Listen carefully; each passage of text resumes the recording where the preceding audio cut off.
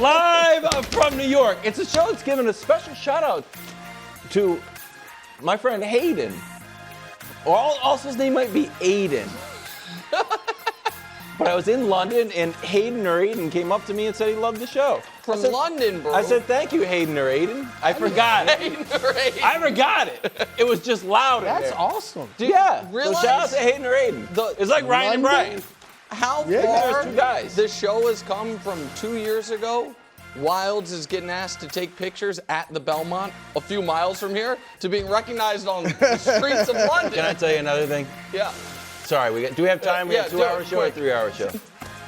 Another guy said, oh, hey, I like the show. I said, do you want a picture? And he's like, nah. You serious? Yes. It's my nightmare and it happens. Oh, do you want a picture? I'm good. I'm just, All right. Are you sure? Maybe do one of those character drawings or something? And he said, no, I'm good. All right. We're starting with Ramona's Opus on the Lakers and LeBron, which featured a bottle of Opus 1. Ooh. That Luka and the Lakers brass enjoyed at dinner. LeBron didn't even have a sip. A dinner that centered on a future that seemed independent of LeBron James. As the party exited out the front door, Luka's team and the Lakers team, the franchise, not the full team, just, JJ. The franchise unofficially made that message public. It is ready to usher in the Luka Doncic era in Los Angeles, even if that means sunsetting the LeBron James one. Brew, your reaction to this quote and the article overall. Well, this quote in the article, yeah, as it should be. Okay. Anyone who doesn't think they should be prioritizing building around 26-year-old Luka over 40-year-old LeBron is either suspended from reality or wants to create drama. Correct. I mean, seriously, like Rich Paul, in his statement that started a lot of this, said, we understand it, that you're building around Luka. LeBron, from the way he interacted with Luka on the podcast to the way he deferred to Luka during the season, shows that he gets it. I understand. And so I don't know why, yes, they're building around Luka, and LeBron is now the second guy on the team or in the franchise, and LeBron has accepted that, I think. You sure? I mean, the way by his actions on the court, he has. Yeah. By his words, he has. That's the part I agree. I'll let you finish. It's just an anonymous quote saying but he has on the I've court, talked to Rich Paul about it, and Luka didn't change the way he played. LeBron did. Right. That's to me, Wendy, who's one of the authors of this, always says actions over words. LeBron's actions once they got Luka was I will be malleable. Have to do that. And you, and certainly in the short term, I'll be malleable, and you do Luka stuff. It's gonna make Luka or Brew come on the show one day and be like, Luka Doncic, ball hawk. But he's a great one. But go ahead. Yeah. But here's what I'll say, because you're gonna say the article said he was frustrated, right? In the moment, no matter how much you may like Luka, no matter how much you understand this is the right thing to do, you're still a human being. You're still a human being who has been the best player in the league for a decade plus. It's hard in the moment still to deal with that. When Dwayne Wade said, it's not my team, it's LeBron's team, willingly, that was hard for him to handle. You still have to deal with the emotions, but LeBron is a big boy. He can handle it. And just like Wade moved past it and they went on to win championships, I think LeBron moves past the dent to his ego a little bit or whatever it is, and they can play together. Look, the one thing that to me LeBron could genuinely be upset about is they not offering you a contract extension. Okay, we got you under contract for next year. We'll give you a player option for the year. You could say, okay, that hurt a little bit. They didn't want to do it. But I'll be honest, if I'm the Lakers, I want LeBron on one-year deals going forward. At 40 years old, LeBron could fall. I don't think he will, but he could fall off in February and just not be the same player anymore.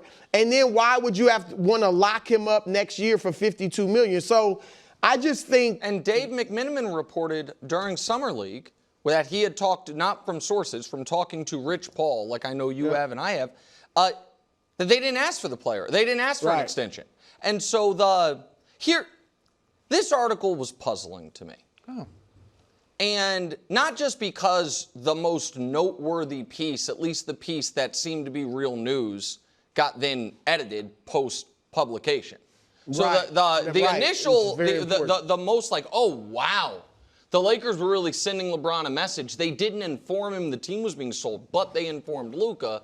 They then edited, and it's not like they did it surreptitiously. They wrote in the article that they had fixed it. That turns out LeBron was notified. He just didn't post a public acknowledgement of it.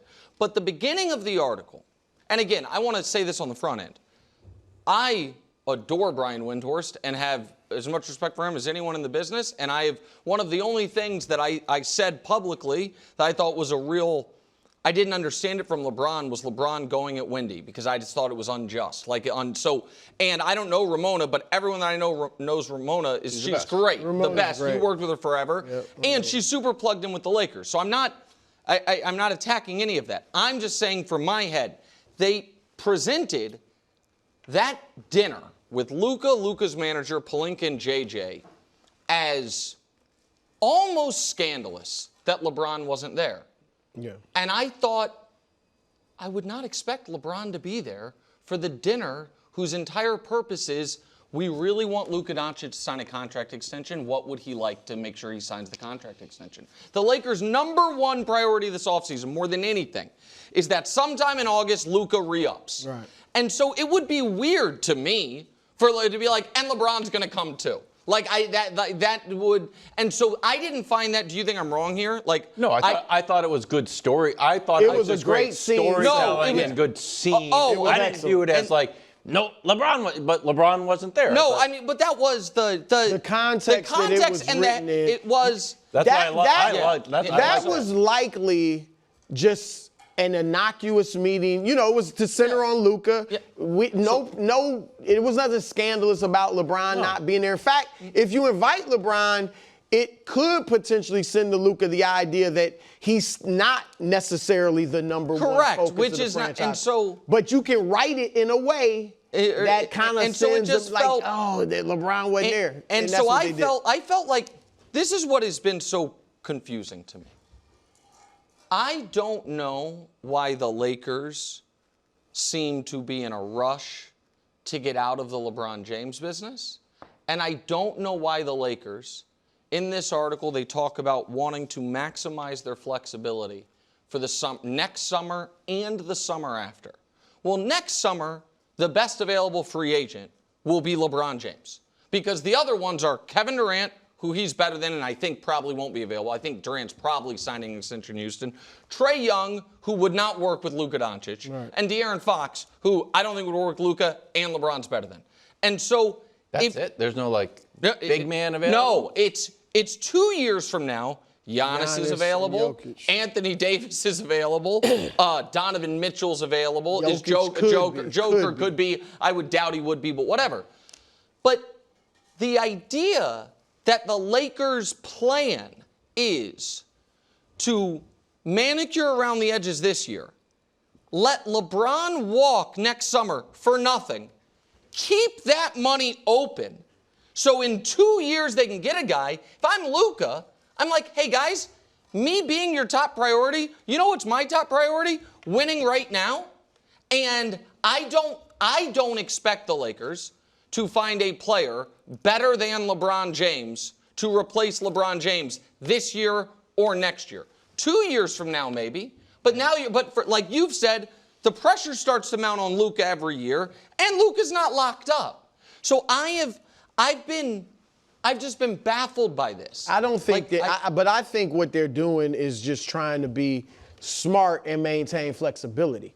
If I don't think they're saying we're not making any moves, because we're saving all our money for 2026, 27. If the right piece becomes available, I think they'll readily make a move.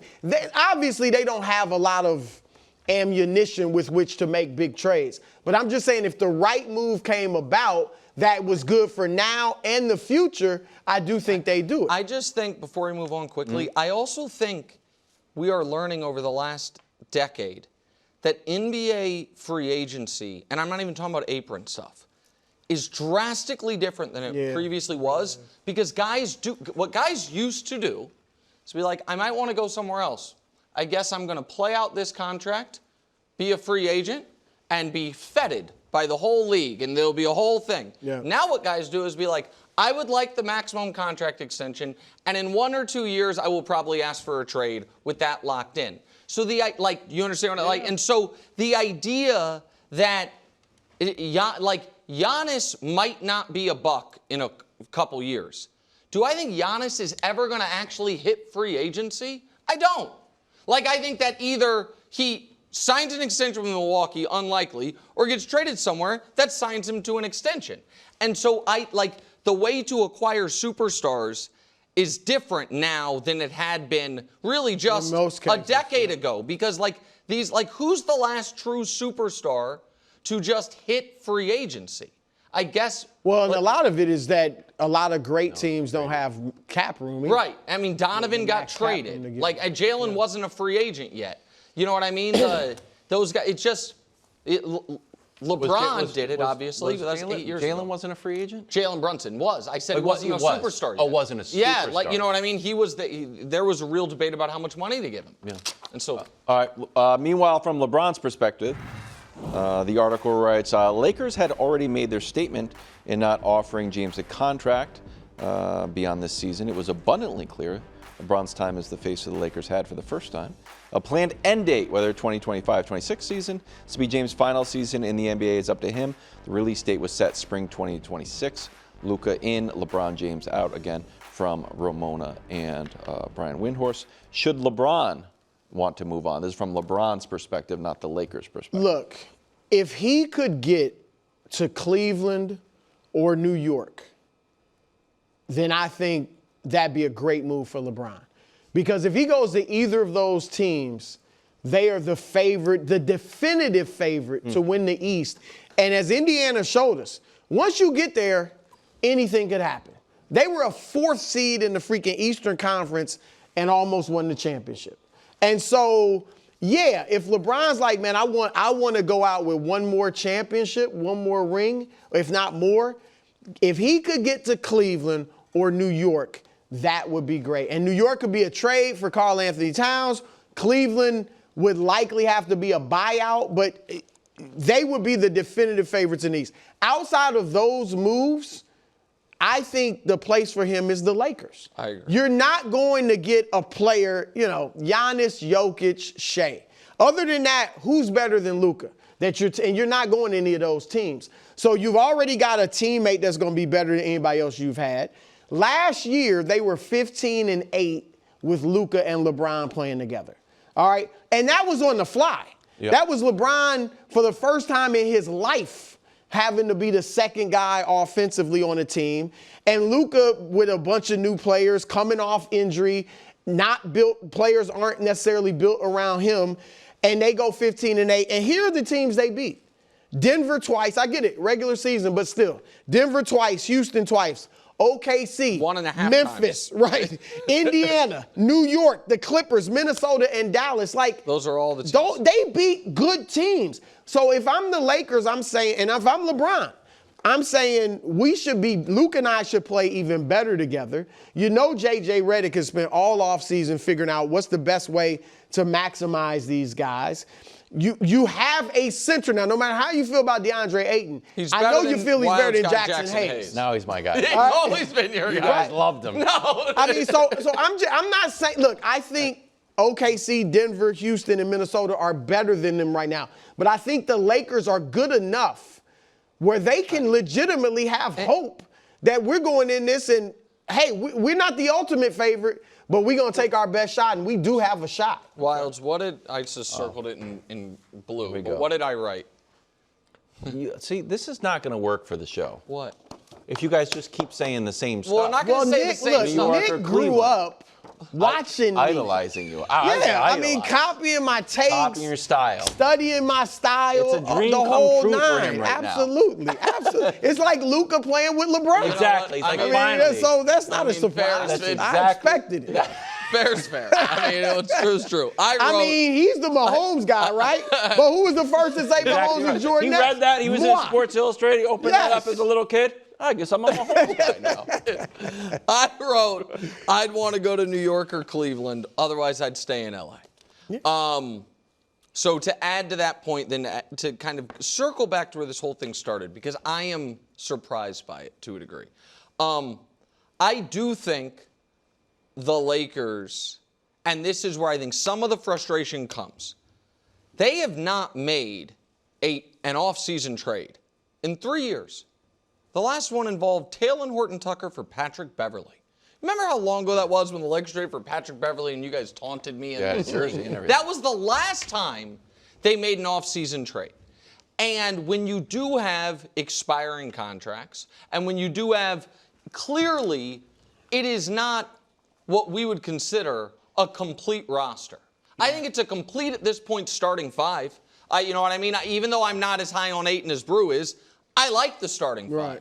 Right. I think Luka's awesome. LeBron just finished 6th in MVP voting. Austin Reeves is third option. Some people were smart enough to say he was better than Bradley Beal years ago. Good call. And like Rui is good at his role. Yeah. And DeAndre Ayton's fine. After that, I get very anxious about the team, and I think we saw in these playoffs in particular, the NBA depth is more important maybe than ever, particularly when your best or second best player's going into year 23 and is 40 years old. But I don't think this all started because of the statement Rich Paul sent out. Mm-hmm. And so I just want to remind the audience what's in that statement. And the only thing I truncated was him saying glowing things about the partnership, so I didn't cut out any context. Here is that statement, at least there we go. LeBron wants to compete for a championship.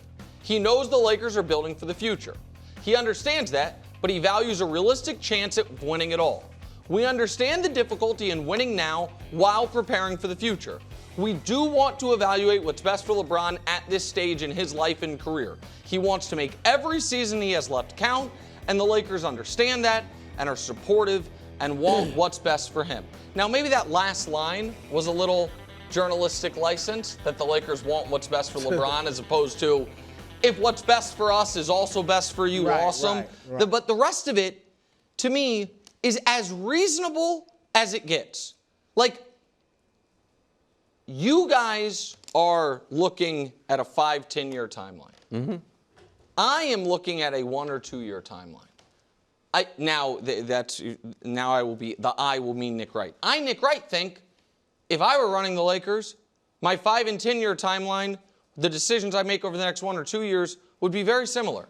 Because I think it is very, very likely that over the next 4 years, the best teammate Luka Doncic has is age 40 LeBron James. So I would be trying to maximize right now. Now, would I trade 3 future picks and swaps for a marginal upgrade? No.